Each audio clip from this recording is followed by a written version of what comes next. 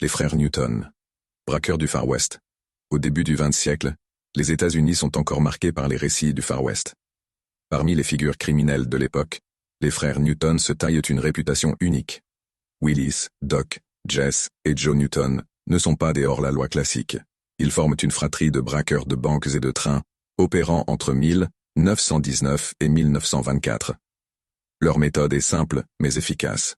Ils observent leurs cibles, choisissent des lieux isolés pour minimiser les témoins, et frappent rapidement.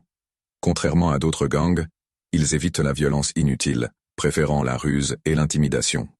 Leur plus grand coup a lieu en 1924, lorsqu'ils braquent simultanément 2 banques à Hondo, au Texas. Le plan est audacieux. Tandis qu'un groupe vide la première banque, l'autre s'occupe de la seconde. Ils repartent avec près de $10 000, une fortune pour l'époque. Mais leur succès attire l'attention des autorités.